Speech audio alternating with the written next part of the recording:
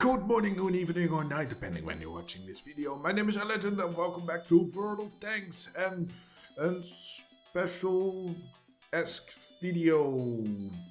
Yes, and it's not the what lore video, fortunately. I have made a small start about it, but it's such a mountain of checkups, so it's going to take a while. I couldn't finish it up before now, so that's why this video is actually some kind of a filler video, fill-in for the what lore video. So hopefully the next cycle I will have more progression. I'm still not sure if I would have done it by then, but well, let's see.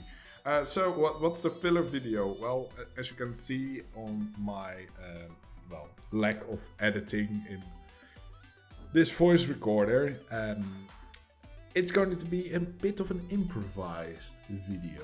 I'm going to talk a bit off script, so lots of as, e's, as, etc, but I still think it's going to be an important video to share, and I'm going to call it Ragequit Reflection, because I am sorry, Father, for I have sinned. I've done it again. I've rage quitted. This game, well, we all know this game, and we all know the effect that this game has on everyone once in a while. But I really wanted to make it a revelation this year, not to be led by my emotions and consequently rage quit. However, I do have saved up a couple of replays showcasing the build up towards the actual rage quit in question. And I saved these replays especially since the things that are going to happen are a bit strange. So let's first review those certain replays. So we start off with me in my Kanonenjagdpanzer on Safe Haven. So in this replay, we are in the south, not a lot is happening, got a couple of sniping shots in here, so that's really nice. But I can see that our team is ready to move up. We have the number advantage, so I think let's go forwards and give some closer support. But then that happens. And I'm pausing here. Like, my brain is like processing what the fuck just happened. So let's just go back and slow it down for a bit. So I'm driving down and I'm getting shot from the back line, from actually K9, or maybe it is on the corner of that rock, and the SU still doesn't get spotted. It doesn't matter where he shoots from. How the hell does he hit me? I'm not spotted. That's for once. But then you can say, oh, maybe he's firing at someone else, and just the shot misfired and hit you. Well, first of all, what are the fucking odds of that? Like, you see it in RNG replays, but I mean, come on. When it happens to me, it's it's a little less terrible than all those RNG videos, of course. But the thing is also, despite that, who the fuck is he shooting at then? Look in front of me. You have a dead medium tank. However, that one is slightly to the right of me right now. So if he would fire for that medium tank, even with a god-awful bloom, he would still not, the shell would still not have weaved off this far. But what about behind me? There's also no one behind me. Like, if the shell would not have hit me, it would have hit literally the ground behind me, like 5 or 10 meters behind me. this means that this guy was deliberately aiming for that spot, or the general area of this spot. Why? Well, and the own I just can't. I just can't. I'm not spotted at all. My sixth sense doesn't go off at all. I'm just sitting there waiting for it to go off, thinking that I'm spotted, or well, at least firstly realizing, oh wow, how the fuck did he do that on the run? But then I don't get spotted, and I'm thinking, oh, well, I should quit right here, right now, but I don't. But what? How? How does this happen? Like, really though? The only thing I can reasonably think of, and get this is the most reasonable thing I can think of. This SU that hit me was all the way back in the corner against the mountain wall. And he was just deciding to move away and relocate. As I'm moving forward, he might have realized, oh, my team is in a disadvantage, let's relocate. But just before I turn away, just at the last moment, as I'm turning my tank, I just fire one random shot into the oblivion, just to fire one and fuck off. And I do mean fuck off. Because what are the odds of that still hitting me? He turns away, gets a bloom of... It's like if I would have gone forward and fired at this moment, just turning my tank and just blast. What are the odds? And this is the most reasonable explanation. Just, oh well, a lot to say about this replay. I already look at the timer right now, so let's go towards the next one. Maybe I have a little less to say about this. Well, maybe I don't, because this was also quite bullshit. We are approaching the Death Star right now, and well, he's fucked. He's aiming for the can opener, and well, I die. I just explode. Just look at the final frames before I go into my sniper view. He is clearly aiming for the can opener, right? And then I explode.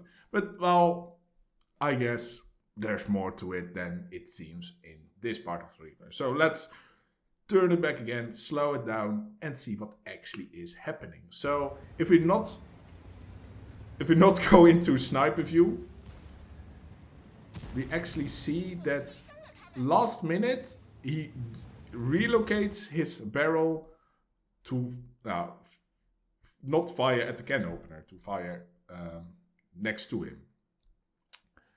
However, if we slow down this time, you see here that he is aimed right at the line of fire of the can opener.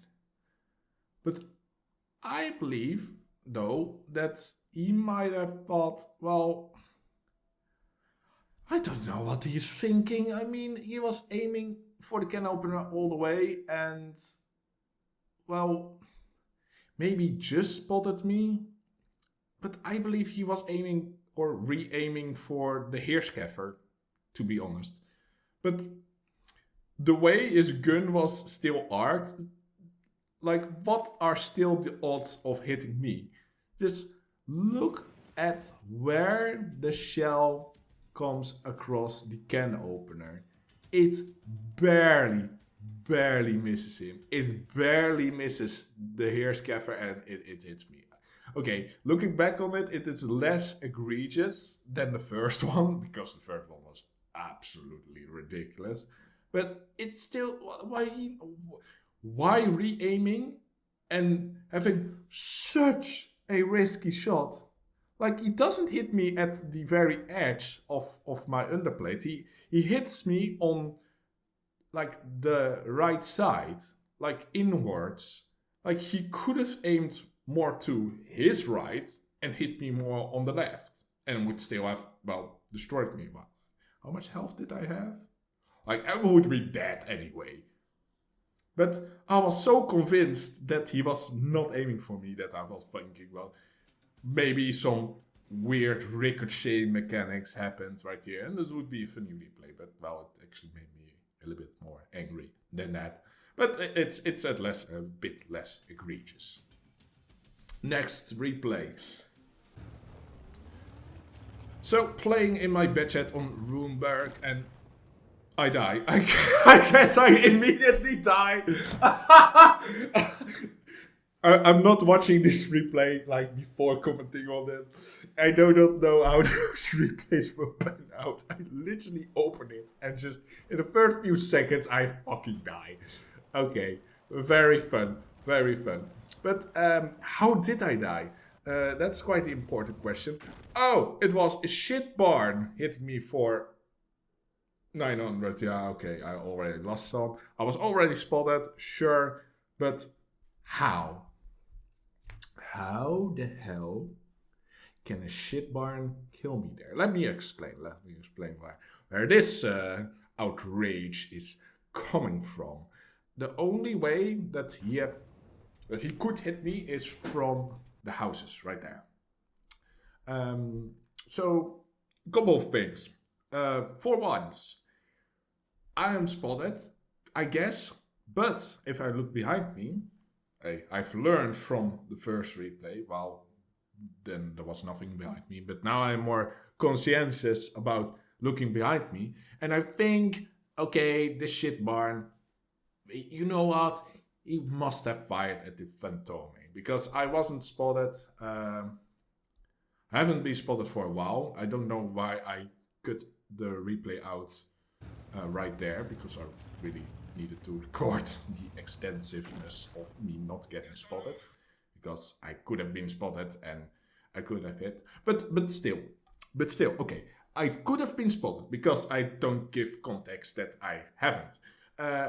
It could have been that the shit barn has fired at the Fantome behind me. All reasonable, right? Just one more question, just one more.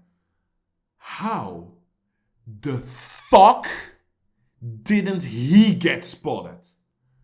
It's a fucking shit barn. Sure, there are bushes in front of me, but really? A shit barn can fire from a distance of what? 150 meters? With my view range in the bed chat.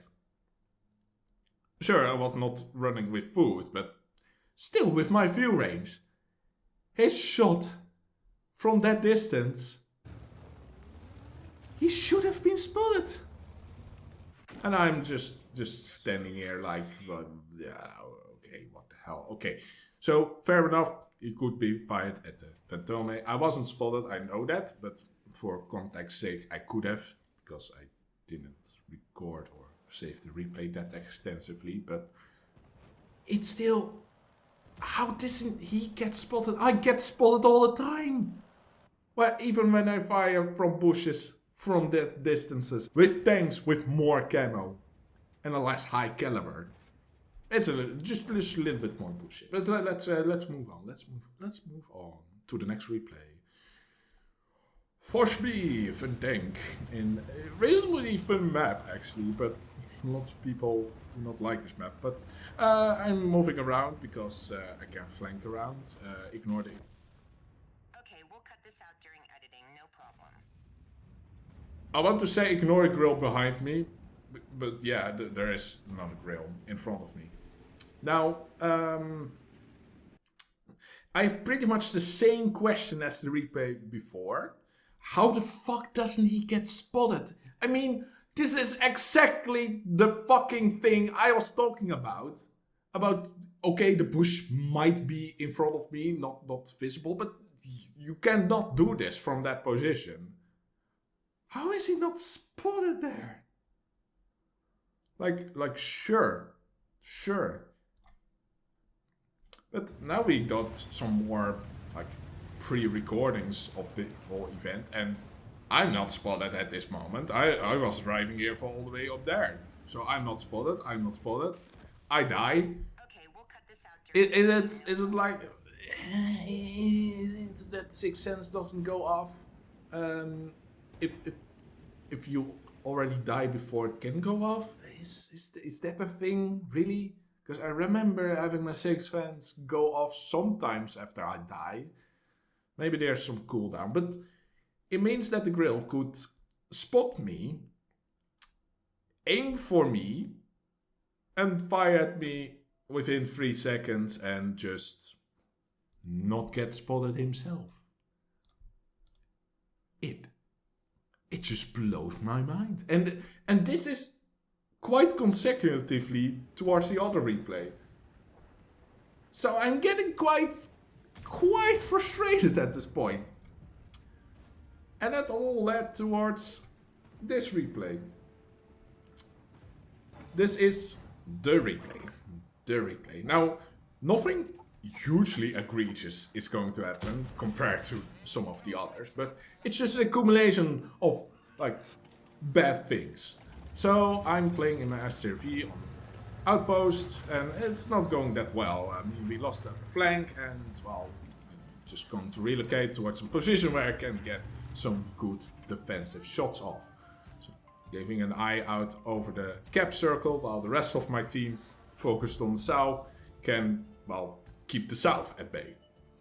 So against the Ares, of course, bouncing the side of the Ares because that tank isn't overpowered or something like that. So get hits in, but I also get hit myself. Like, look at my position here. Like, oh, wow, how do we get hit from behind? So I try to maneuver, try to hide from whatever the fuck hit me, and it seems to me that the Heerskever, all the way back there, can just fire at me. And get this, he also doesn't get spotted as well, even though the Hacker and Inventable are already at the south right there, and there are Leo with his reasonable view range. All of them don't spot him.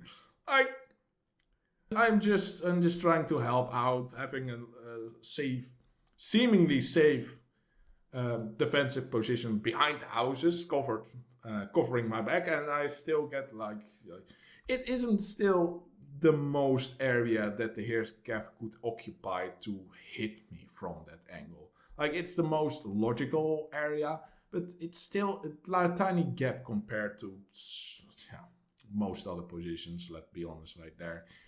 So now that I cannot really comfortable stay at that corner because Heerskev has 3 shots into me, I move back towards the house.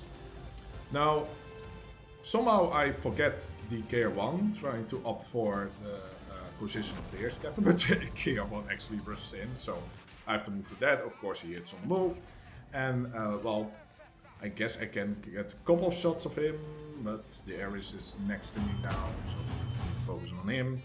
So, right there.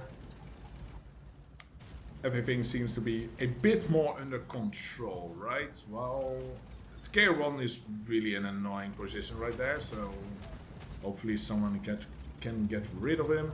So I'm trying to poke here, see if I can do something against the Ares. The Ares fires HE at me, which of course does a ton of damage because it's the old HE mechanic for some reason, because the tank really needs it, because it's such an underpowered tank, so it needs the stronger old HE. But it's the KR1 that kills me from behind. Like, he's just allowed to skedaddle up there, and yeah, it's just this accumulation of frustrating moments. I want to defend, first get absolutely rejected by the Heerskever, who has somehow a shot into me, go back, get pretty much locked down, and have just such an annoying time just holding off 2 flanks, not knowing which one I need to focus, because my tank can aim at only 1 flank, so of course then the other side peeks and such. And they are allowed to peek. They're all allowed to get all the way up my butt. So yeah, that game really, really pissed me off. So it wasn't really that outrageous compared to the others, but the others were the build-up, and this is where I just lost it. I just Alt F4. I literally Alt F4 out of the game and just thought, fuck this. I'm done. I'm fucking done. And I know some other clan member, MPNL was also in the Discord call, and I didn't even say a proper goodbye to him. I was just like, nope, not wanting to do this anymore. Not even say goodbye. So, the crux of this video, of course, the rambling and the complaining is going to be the majority of this video content, but the twist, there's a twist right here. Because after my Ragequit, I did some house cleaning. Just empty my mind, just doing something else, just having a break. And during that break, I started to think about something. I started to reminisce about what I said beginning of the year, about the things that I wanted to do, wanted to achieve, the whole emotion not leading my think, and how god awful it was that I still was able to let this game crawl under my skin. And I would say, did it really? Well, it did, but is that something that I am just going to sit with? Because I thought, well, fuck this game, I'm done for the rest of the day. But then I think, no, maybe not. Maybe not. Because if I would do that, if I would just quit for the rest of the day, then World of Tanks had won. Then Wargaming had won. Then it's the X manyth time that this game has forced me to rage quit and not come back. And I thought, no, I'm not going to quit today. I'm not going to soak upon how bad this game was in the past couple sessions and such leading up to this moment. No, I think that if I've done that, the game had won. And I don't want that anymore. I don't want World of Tanks winning by feeding my mind with negative emotions. Because it feeds on that. It's engagement. It's negative engagement. You see it all across the media landscape. Like bad news, like the worst of this, or oh, this happens, this catastrophe. It puts attention to it, and you want more, you want to consume that. And I thought, you know what? No, do not want to end it on that mindset. So I came back after 40 minutes or so. I came back and I want to think, the couple last 5 or 6 games of the day, I'm just going to do it. If they're going to be shit, okay, they're going to be shit. I'm not going to let that crawl under my skin anymore. So I came back, and the first game was this replay. And it is in the mouse on Karelia. And I'm going to speed things up because, well, it's not a very intensive game, spoiler alert, but it's going to display some key features of, well, what was happening with my mindset. So I was thinking, well, mouse, it's a safe bet. You can bounce a lot, you can do a lot, you can generally stay alive, and, well, if you die, you die. The enemies around you, it wasn't really your fault, and, well, depends on how you're playing. But yeah, right here, traffic, strong tank, has a hold down position, a very hard weak spot to hit, but let's just see what happens. Let's just going to try, see if we can find another spot on his tank to hit, and we do. So yeah, it's a small victory in that regard, that we were still able to penetrate around on that hold down tank, which is quite hard.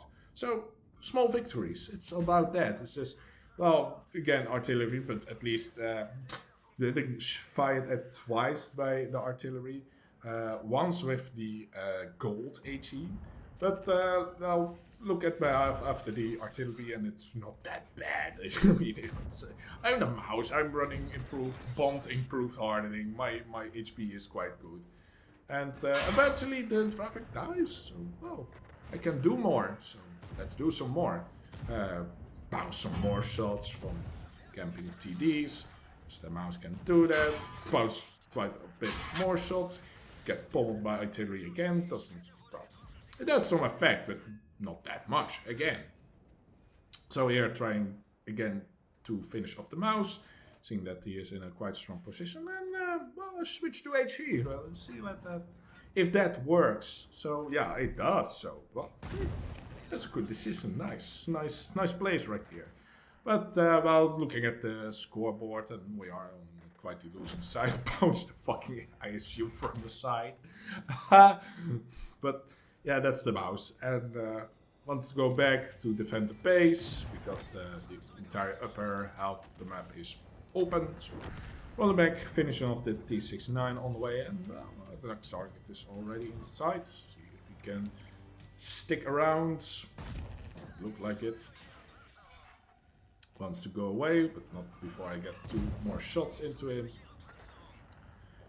And now it's a bit troublesome. I'm again caught between 2 flanks, 2 decisions to make. Either go back and try to reset the gap or help out the VZ. But I really am not in the position to do one or the other. I thought the SPHT would have the gap, but it doesn't seem like it. So eventually, I hope that he does eventually, or the artillery, but unfortunately he misses. So my attention went back towards the peacekeeper, and now the SPHD is destroyed. So well, there isn't really that much vision on the cap anymore. So I thought, well, maybe I get 1 more shot off, hit maybe. But eventually, someone decided not to cap, or wait, were there 2 inside the cap? Oh yeah, for a moment there were 2 inside the cap. Oh, no, not sure. But still managed to finish off the Yo tank of the enemy team. And almost was able to kill the UDES as well, before our cap was fully capped out. So, well, it's not the best battle, and it was a loss, and I was a bit in a dilemma what to do eventually, and maybe one decision or the other would have meant more commitment to one or the other decision would have meant a win. I don't know, but just 3.5k damage, 3.2 blocked, and 1700 spotting damage. So pretty decent game. I didn't have much to moan or complain about, and there was some comparatively to the other shit that happens the previous replays. Of course, this was peanuts, nothing really that exciting as such. But well, against the hold-on traffic, I mean, it's quite an annoying opponent. But just kept my ground and waited, and even banned one of my shots into him. Artillery is always a problem, but well, with the amount of health the mouse had, it's just okay. And it went pretty much like this. Well, not every game, of course, because some games I did win. I even managed to do one of the missions, I remember. So I finished off the key elements is it's not the best battle, but it didn't really give me a sour taste like the STRV battle, of course. A little bit more of optimism towards the game when you feel that the game is throwing a lot of shit at you can actually turn things around. So I've done some other games that day, and I finished up with quite a satisfied feeling. Not really because I done one of the traffic missions or generally have good games, good performances, above 3k damage and such, but because I won the mental game. I didn't let the rage quit consume me. I didn't quit for the day. I came back. And I came back to just force myself into the game, just to force a good result into it. I just came back and thought, let's just see what we can do. Let's just have some neutral expectations, see what we can do. And we did some great things this battle. I mean, it's Not the greatest, but it's a decent battle. So that's a bit of the key learning point that I got out of this reflection. And that is that sometimes you just need to let go of all the negative shit and just, well, go with the current flow. I mean, you can have the flow against it, heavily against you, but, well, c'est la vie.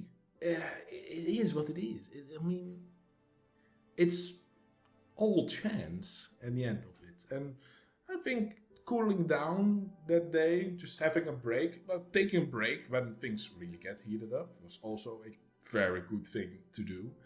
But those are some interesting insights that I learned that day. So, hope you also learned from this, well, insight and most of the rambling, of course. Maybe I will condense it if I look towards the timer right there. But that's it for this video. Hope you enjoyed it. And, well, if you really liked it and want to see more episodes, now you really have to pray for another Ragequit this year, because I'm trying not to. I'm still going to commit not to Ragequit as often as I used to do. Or, well, I've lost my cool on more occasions and such. But, well, talking about this right now, maybe it will feed into that whole switching off mentality. But with that, that's the end of this video. I would not ramble further anymore. I will see you next time. Laters!